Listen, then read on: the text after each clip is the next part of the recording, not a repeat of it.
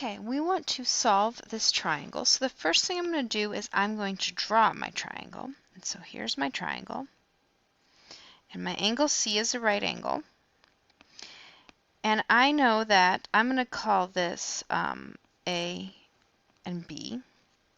So side B, the one across from angle B, is 32 feet. And side C across from angle C, my right angle, is 51. Now at this point, I need to find side A, and I need to find angles A and B. I'm going to start with what I think is the easiest, and I'm going to find side A right here because I can use Pythagorean's theorem. 32 squared plus A squared equals 51 squared. So, bringing out my calculator, I need to turn it on, 32 squared. One second. Okay. Okay, so let's see here. I gotta get my calculator to work. 32 squared, and I'm going to do 51 squared minus that answer. And then I'm going to take the square root of that. And so we can see that rounds, these are all even numbers, so that would round to A is 40, because these are all whole numbers. Now that I have that, my next step is to go, okay, what can I use to find one of the angles? And I'm going to use trig. Now I know all three sides. At this point, I really can pick whatever I want. I want to either find A or B. It's usually best to use the given information if possible. So I'm going to solve for angle B.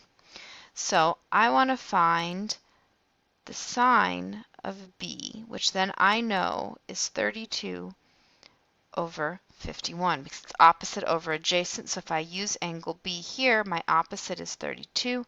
My hypotenuse is 51. So then into my calculator,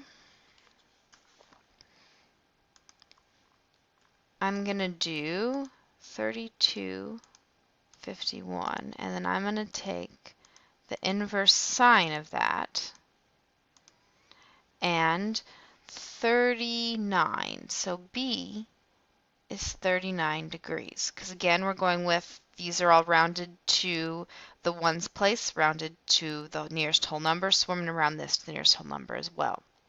Now at this point I could certainly use trig again, but there's actually an easier method, and I can just go, I know I have 180 total degrees, and I've used up 39 and 90, and I'm just going to subtract to find my last side.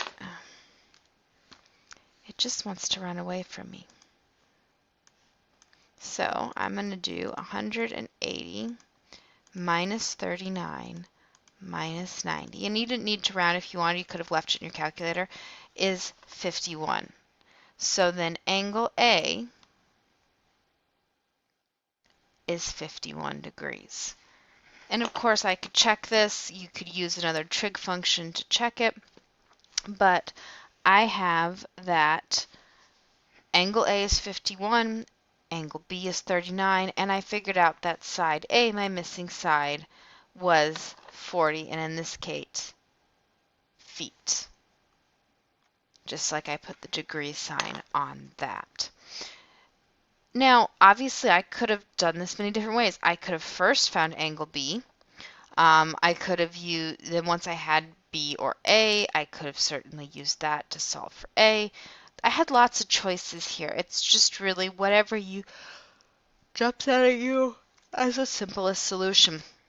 And in general, if I can use Pythagorean's theorem, I try to use that.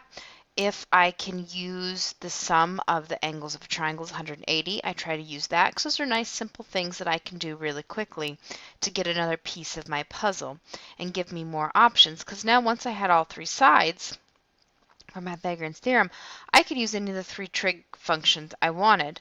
and I got to pick whichever one was most convenient to me at the time.